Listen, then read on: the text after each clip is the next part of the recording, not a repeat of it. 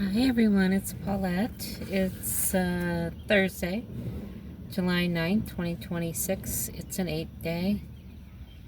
And I just learned something um, that, I forget her name now again. Because I'm not really a names person when it comes to artists, musicians.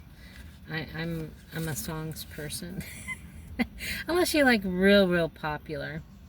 Um, I think her name was Tyler Moore. Not 100% sure. But anyway, she sang the very popular song, Total Eclipse from the Heart. And apparently she passed away yesterday. And the fascinating, not to say that it's fascinating she passed, but the fascinating thing about her death, when you calculate her date of birth to the day that she passed, it was 901 months. And if you include the day that she passed away, it actually comes out to a 9/11, which is, there's so many things to this world that we just don't understand. Yeah, it's just, there, there's so many things that are just unseen. And if you're not looking for anything, you don't see anything. You're just going along with your day, oblivious to what's going on around you. That's why I'm fascinated with numbers. So, it's my 85th video. And when I was researching this, I also got fascinated, and I wasn't really into the Old Testament, but I think I'm going to read Joshua, because it goes into the story of Caleb, because I'm kind of oblivious to the name Caleb, like Joshua, and Jacob, but Caleb, I don't think that anybody really, it didn't stick out to me anyway. But Caleb was 85 years old, and he boldly declared that he was as strong as he was in his youth, and he claimed his hill country that God had promised him, driving out the giants of Hebron. And so he was, Moses had chose one person from each tribe. So Caleb was from the tribe of Judah, to go in and scout out the promised land that God had promised them. And I guess 10 were scared, and it was Caleb and Joshua that were not scared. And because Joshua was really the right-hand man of Moses, he was kind of chose as the leader. But because in Numbers 14:24, and I'm going to read that to you. It says, "My servant Caleb, because he had another spirit with him, and hath followed me fully, him will I bring into the land whereinto he went, and his seed shall possess it." So, because of his enduring, because, as you know, when Moses and the Israelites were going through the wilderness, basically, God was not happy that they were so disobedient and not appreciative and whining and complaining and that spirit. Some have that spirit more than others, and but Caleb and Joshua were saved basically out of all the Israelites because they were faithful to God and obedient. But so Caleb and Joshua were the only two that basically came out after spying, and actually Caleb battled giants, because there were giants in that time, and people don't think that to be true, but there really was giants. And And if you read the book of Enoch, you clearly know that. And just because it wasn't included in the Bible doesn't mean that it's not relevant information for the time of that time that the Bible was written. It just wasn't included because it wasn't really, it's like a filler to the story, I guess, is what you want to say. And so you cut out some of the filler that's really not all that important. And you keep the key parts. And this is more for me. I'm really saying that because I did listen to a video about, how the Bible wasn't really altered. But, I mean, these books can be read, but you gotta seek them out and you gotta know about them. Because if you don't know about them, because Enoch is referenced in the Bible, in the New Testament. So you know about them. So it's not like it was completely hidden, but you didn't know there was a book out there until you go searching. And thank goodness for the internet, you can kind of find that stuff. You didn't have to go to a library and go into the Rolodex, but then it would have to be noted there. Another ancient thing that I think a lot of people don't know about, going to the library.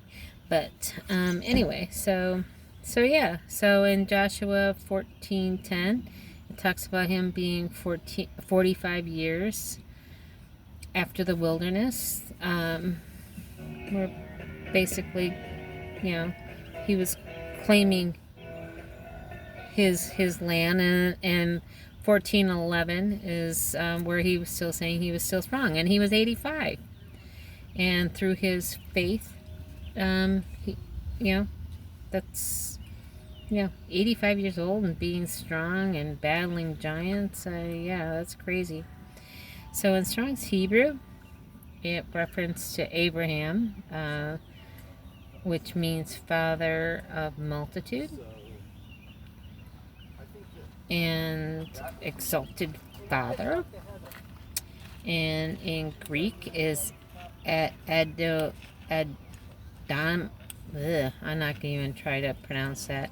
Ademoneo. Adomanio. Yeah. Sorry, I did try. Extreme distress. There I go. I was in extreme distress just trying to get that word out. Troubled. Yeah.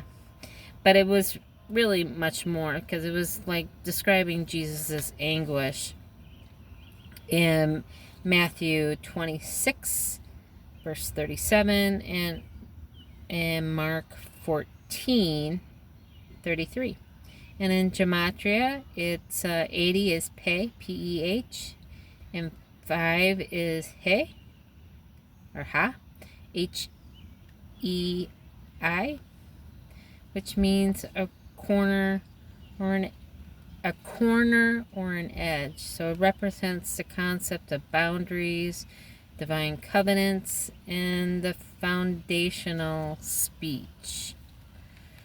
So, and then of course, as always, Psalm 85, a celebration of God's forgiveness, and asks for revival, and paints a beautiful prophetic picture of reconciliation.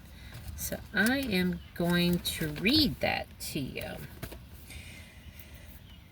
Lord, thou hast been favorable unto thy land. Thou hast brought back the captivity of Jacob. Thou hast forgiven the iniquity of thy people. Thou hast covered all their sin. Selah. Thou hast taken away all thy wrath. Thou hast turned thyself from the fierceness of thine anger. Turn us, O God, of our salvation, and cause thy anger towards us to cease. Wilt thou be angry with us forever? Wilt thou draw out thine anger to all generations? Wilt thou not revive us again, that thy people may rejoice in thee? Shew us thy mercy, O Lord, and grant us thy salvation. I will hear what God the Lord will speak, for he will speak peace unto his people and to his saints, but let them not turn again to folly. Surely his salvation is nigh them that fear him, that glory may dwell in our land. Mercy and truth are met together, righteousness and peace have kissed each other. Truth shall spring out of the earth, and righteousness shall look down from heaven. Ye, the Lord, shall give that which is good, and our land shall yield her increase. Righteousness shall go before him, and shall set us in the way of his steps. So, that was Psalm 85. And, yeah, I think that's it. So, yeah. So it's very sad. I remember as a child listening to that song, and look at we're getting raindrops, so my video's not looking too good because it's going up my windshield. So I'll end the video, but yeah. So I wish you all a great day, and we're still looking up because, yeah, all these crazy signs, the eclipses and things like that, you know, especially her singing Total Eclipse of the Heart. And then I guess there's supposed to be some sort of eclipse. She lived in Portugal, and yeah, there's some eclipse that's happening on, I guess, the 12th of August. You have to look it up because I didn't do that. But it's supposed to be in that area too. So it's kind of crazy how things line up. And a lot of people think none of this means anything. But you know what? A lot of people thought that, you know, it wasn't going to rain. Why no one was building that ark, and then all of a sudden the rain came. Yeah. You just don't know. So you keep an open mind. And what... In believing, what harm does that take? None. There's no harm in it. So why not believe? So I love you all. Until tomorrow.